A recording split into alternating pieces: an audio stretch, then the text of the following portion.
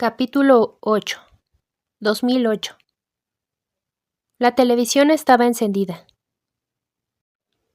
La sobriedad era un huésped indeseado. La noche anterior, mi novia y yo nos habíamos fumado toda la marihuana que había comprado para la semana. Debido a nuestra impulsividad, esa noche estaba libre de humo y mi mente no tenía distracciones.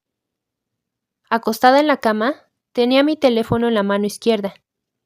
Al lado derecho, escondido en el hueco cálido del colchón, y la mano derecha sosteniendo la almohada que no me dejaba escuchar de un oído. Los pensamientos se despertaban durante los anuncios comerciales que no tenían nada importante para decir. ¿A qué hora tengo que trabajar mañana? Voy a tener que llamar a mi amiga para que me lleve. Me pregunto cómo anda su mamá. Mi mamá seguramente está enojada conmigo por volver drogada a casa. ¿Dónde está el control remoto? A ver qué otra cosa hay en televisión. Ella será tu muerte. Me senté de un salto, como si hubiera visto un fantasma o sentido una mano en mi espalda. El pensamiento no fue audible, pero lo suficientemente fuerte como para interrumpir todo lo demás.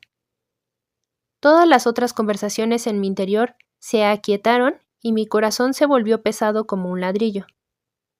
No tenía idea de dónde había venido esa frase. No podía rastrear su origen. ¿Habrá sido el diablo? No. No creo que sentiría esta convicción si fuera el diablo. Tal vez soy yo. No puede ser que sea simplemente yo. Pero está en mi mente, así que tiene que venir de mí. Pero yo no lo pensé, simplemente apareció. O quizás fue Dios. Supuse que el único que podía decir algo así era Dios.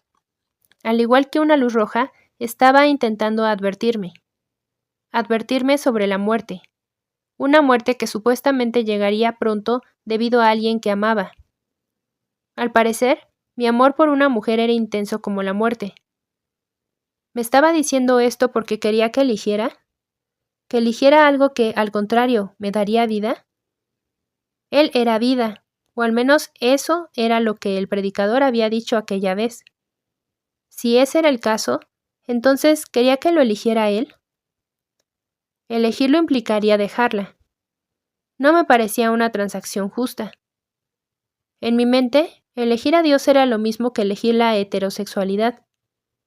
Se transformaría en un mandato santo. Me parecía lo mismo que la sobriedad le resulta a un alcohólico nacido de nuevo. ¿Y quién quiere vivir así? ¿Estar en una relación con un hombre para agradar a Dios? Ahora sé algo que entonces no sabía. Dios no me estaba llamando a ser heterosexual. Me estaba llamando a ir a Él.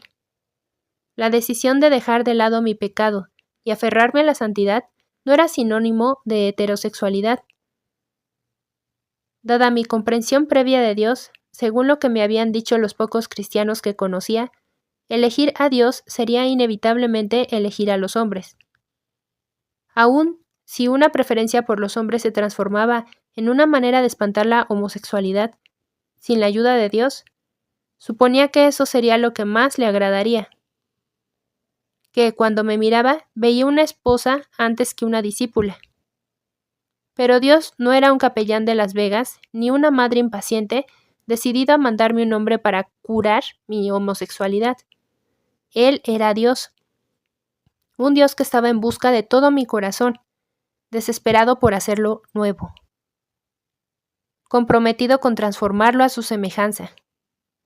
Al volverme santa como Él, no me transformaría milagrosamente en una mujer a la cual no le gustaban las mujeres. Me transformaría en una mujer que amaba a Dios más que a nada. Si alguna vez llegaba el matrimonio o si me tocaba la soltería, Él quería garantizar, con la obra de sus manos, que viviera cualquiera de estas situaciones para Él. Para mi propia sorpresa, años más tarde, el matrimonio sí llegó, pero Dios no me llamó para que encontrara a un hombre al cual amar, ni siquiera para vivir como si la atracción al mismo sexo no fuera una realidad. Me llamó a amar a Dios con todo mi corazón, con todo mi ser y con toda mi mente. Mateo 22, 36 a 37. La idea de la muerte era tan real que trastornó de inmediato mi mente. Era como si Dios se hubiera arrojado dentro de mi mundo con un gesto inmediato, mientras yo miraba cómo todo se desmenuzaba, salía volando y caía como una lluvia, todo a la vez. Mi conciencia estaba siendo testigo de la verdad, y ya no podía negarlo. Habría sido una pérdida de tiempo que sabía que no me pertenecía. Esta muerte estaba más cerca de mí que mi piel. El predicador, entre breves ostinatos de tenor, le dijo a nuestra congregación que la paga del pecado es la muerte. Al recordarlo, consideré, ¿entonces no hacía tiempo ya que estaba muerta? Toda mi vida había estado pecando, pero no estaba viva.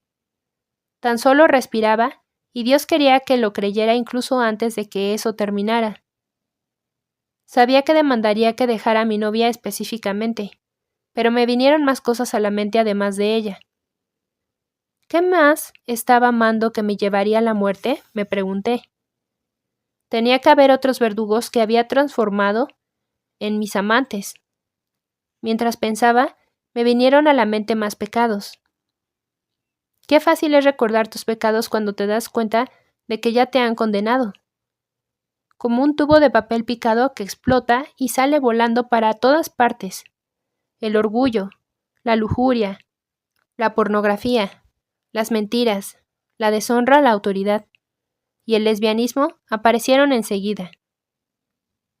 Eran los pecados más evidentes, tenían ropa vistosa y zapatos brillantes, pero cada uno de ellos surgía de una raíz, un pecado orgánico que crecía, se ramificaba y se transformaba en el fruto con semilla para todos los demás pecados, la incredulidad.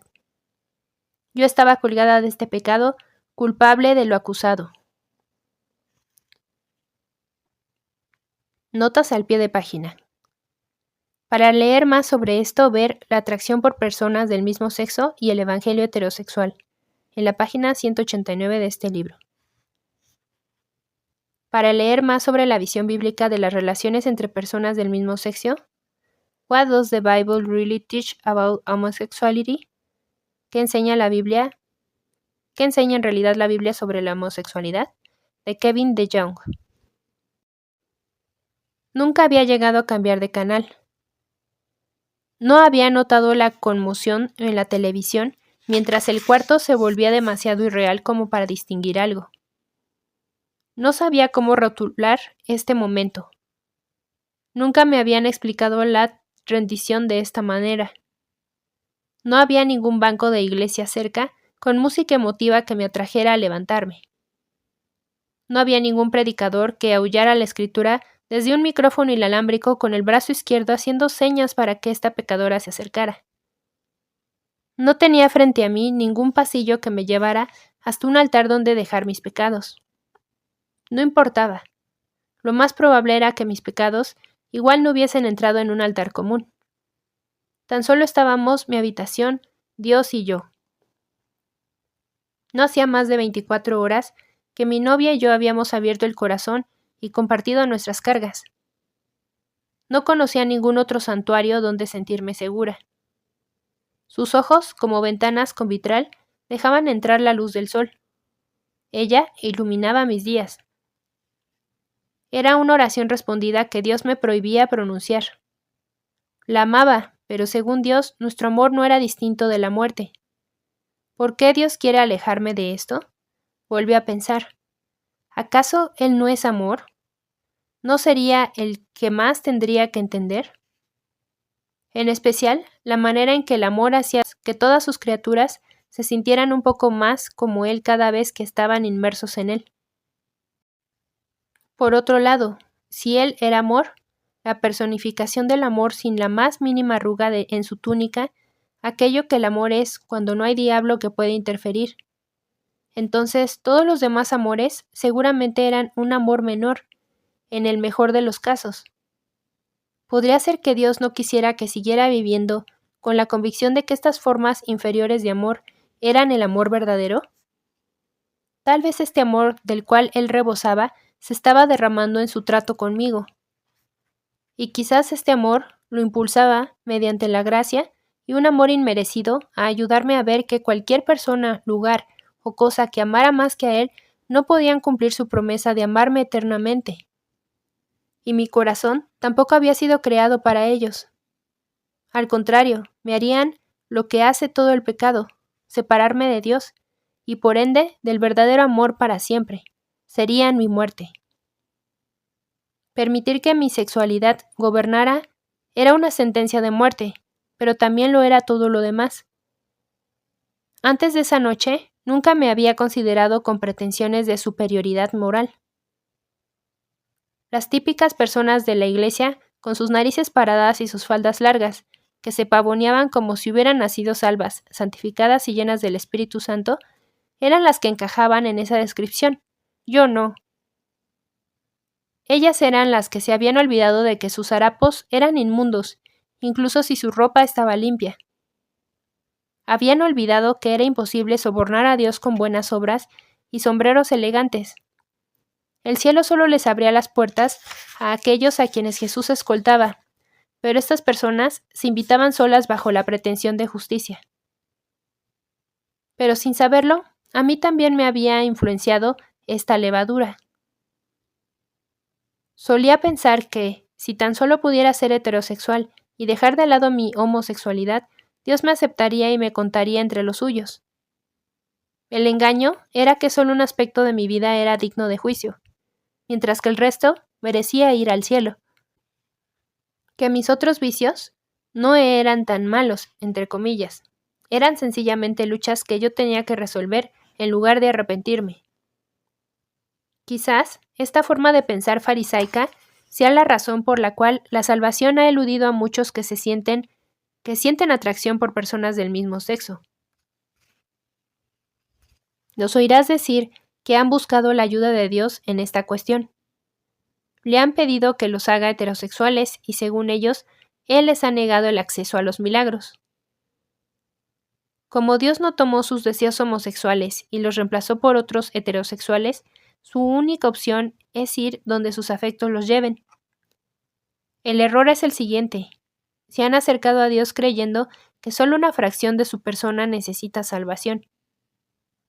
Así, no han reconocido que todo el resto también necesita ser restaurado.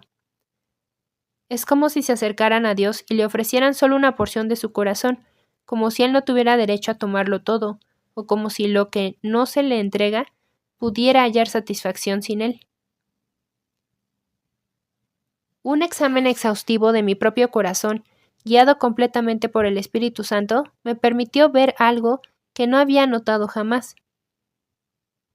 No solo necesitaba libertad de la homosexualidad, sino de todo el pecado. Tenía una necesidad integral de Dios, pero aún así no lo conocía demasiado. No sabía si, cuando desnudara mi corazón ante Él y lo vaciara de toda forma de seguridad y amor que había conocido, Él sería lo suficientemente grande como para volver a llenarlo. Sabía que lo llenaría consigo mismo. Era un Dios demasiado celoso como para no hacerlo. Pero, ¿acaso todo lo que Él es sería suficiente? Aquello que Él llamaba ídolos había sido una especie de gozo para mí. ¿En Él encontraría acaso alguno mejor? O quizás, tal vez no solo me diera gozo, sino que sería mi gozo. Todavía no me había movido del lugar donde estaba en la cama. Algo santo estaba sucediendo ahí, y en ese momento. El Dios que hizo la luz para que brillara en la oscuridad estaba haciendo esta obra en mí. Esta obra de romper y superar la ceguera a la cual nací abrazada. Empecé a encontrarle sentido a Jesús, es decir, Él es Dios. El Jesús sobre el cual me habían hablado mis maestros de la escuela dominical podía caminar sobre el agua, podía ser un hombre utilizando el polvo y usar tierra para quitar el velo a ojos entenebrecidos. Los ángeles lo adoraban. Satanás no podía vencerlo. Siempre había estado vivo. En ningún momento de la eternidad había necesitado de otro para ser todo lo que era. Nada podía compararse con él, ni en el cielo ni en la tierra. Todo lo bueno provenía de él. ¿Cómo yo podía gloriarme en algo creado cuando estaba hecho de la misma sustancia que formaba todo lo que soy, mientras que Él es bueno, santo, misericordioso, celoso, sabio, perfecto, amor, admirable, trino, maravilloso, magnífico, hermoso, espléndido y extremadamente excelso? ¿Cómo podía vivir para algo que fue hecho como si no fuera a volver al lugar de donde salió? Cuando Él, Dios en Cristo, vino del cielo por mí, de entre todas las personas? ¿Quién le dio a la misericordia mi dirección? ¿O le dijo cómo llegar hasta mi habitación? ¿Acaso no sabía que allí vivía una pecadora? Mientras avanzaba por el pasillo, el olor a ídolos no tendría que haber evitado que sus pies se acercaran. Entonces recordé un versículo de la Biblia que sabía de memoria.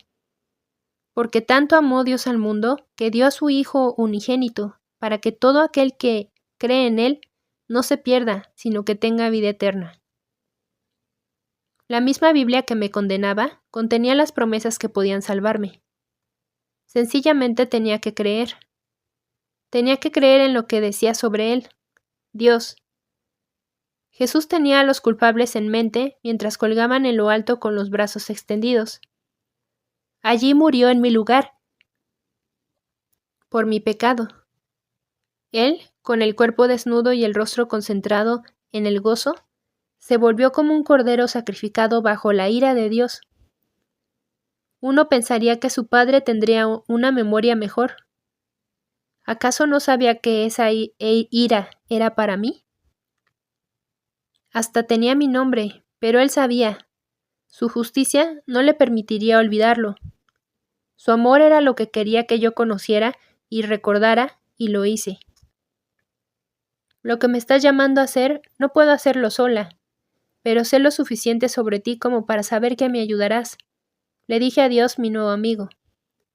No sabía que la confesión de mi incapacidad de agradarle y el darle la espalda a los pecados que antes abrazaba era arrepentimiento. Tampoco me di cuenta de que mi resolución de creer que Él podía hacer para mí lo que nadie más podía hacer era fe. Pero lo era. Sin pedirme permiso, un Dios bueno había venido a rescatarme.